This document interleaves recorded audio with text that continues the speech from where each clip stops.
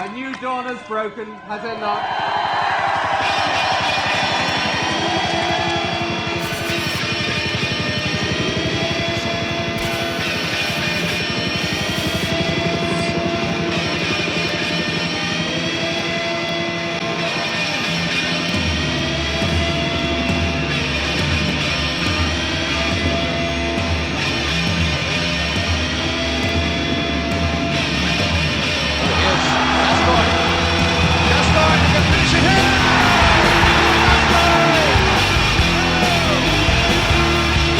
We are back as the party of the majority in British politics. Once upon a time, Gallagher was at the side of another Labour leader during the brief flowering of so-called cool Britannia in the late 90s.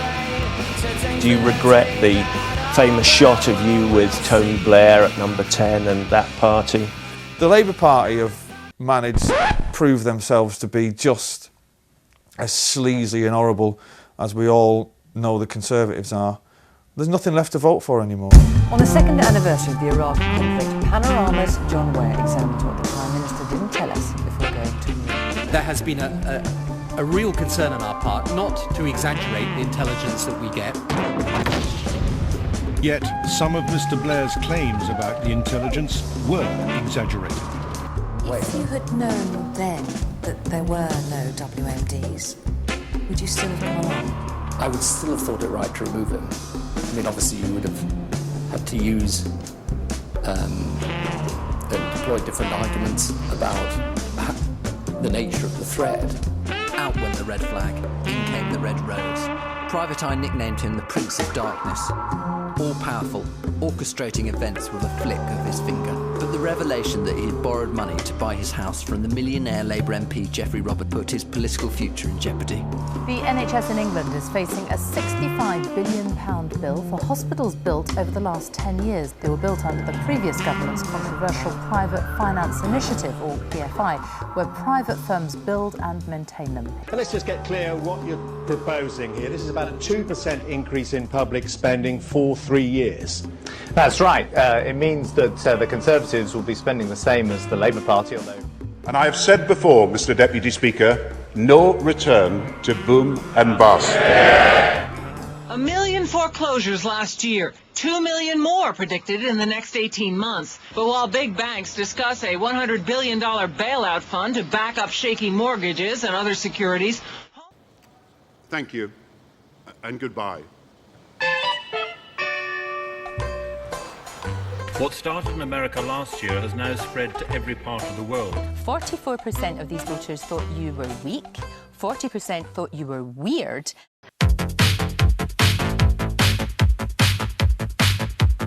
It's trended overnight. Now we've also had Cool Ed Miliband as well. Cool Ed Miliband. This is, I think, indicative of a similar current of enjoying Ed Miliband as an underdog figure. They see you as a North London geek. Projecting him as this cool guy, which started out funny because it seemed so untrue, but now has strangely become true as the irony slips away. Hell yes, I'm tough enough.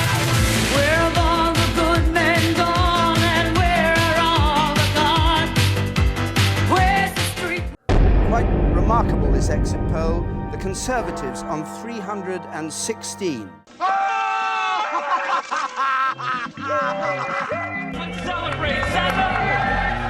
I don't think we lost because we weren't left-wing enough. Do you know what being left-wing means? Is that like Green Party and stuff? The situation in Scotland has sort of exaggerated the panic a little bit. I think, look, Scotland... Labour lost 40 out of 41 seats to the Scottish National Party, which positioned itself to the left of Labour. Some people have suggested that your campaign has been boring. I think that the centre ground is what wins elections. I see and speak to people daily who cannot afford to feed their families, and I don't say that lightly. But we allowed the deficit to get too high in the middle part of the last decade.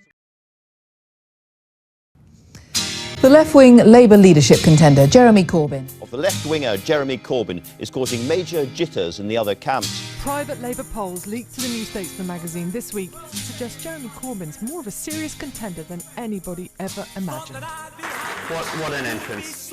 There's one ray of hope here, represented by a man who might just be these people's saviour.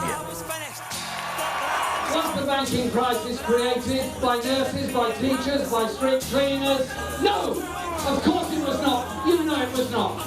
It was created by an unregulated banking system. Jeremy Corbyn, I'm a massive fan. I think he offers something different. It's different from the Labour Party we've had for the last 20 years. I think there's a lot of people just like me who have really drifted away and I really feel like you can take the Labour Party back to what I believe in. Despite the fact only yesterday Andy Burnham refused to engage in negative campaigning, today he appeared to suggest Jeremy Corbyn lacks economic credibility. His policies are not new. They're the policies and the politics of the 1980s. You can't if it's a long answer. Look, the issue is this. You are not prepared to discuss the whole issue of the Middle East. You're not prepared to discuss the wider question. I was going to ask you next was something rather more important. No, it's tabloid journalism and you know it. This is exactly why Jeremy Corbyn is shown in this Times poll this morning as way ahead of the rest of you, because he's given me a straight answer to a straight question, and the three of you can't do that. Jeremy Corbyn thinks Scotland sums up Labour's problems, where voters have deserted the party in favour of the SNP. I voted for SNP. I voted Labour. And if Jeremy Corbyn were leader, would that change or not? I would turn to Labour. They're morons, right? You do accept there are Labour members and indeed people in the country that do support Jeremy Corbyn. Political parties are full of suicidally inclined activists. And we are behaving like a petulant child. Well, get a transplant, because that's just that. And how do you respond to those who say MPs who nominated you were morons? I don't reply to personal abuse, to personal attacks, to personal criticism, because the policies are more important, the issues are more important, and we don't need to reduce our politics to a puerile level. James from Thanet says Jeremy Corbyn definitely won the debate. Nobody cares what Tony Blair thinks.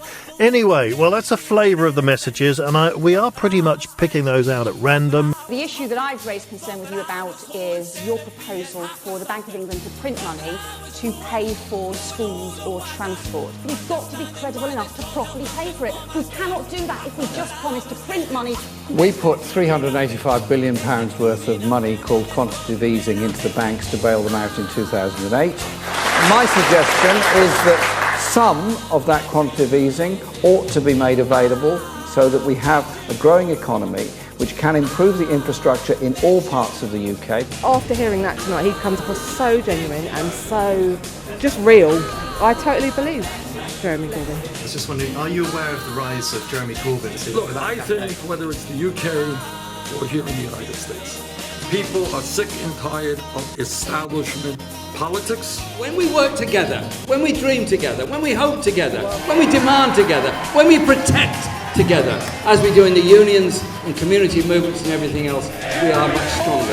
What Britain needs is a real social movement to bring about the social change that are necessary to give real hopes and real justice in our society. Thank you very much. At the end of this contest, we're going to have a completely different sort of Labour Party. I hope so, and we might have a completely different kind of politics.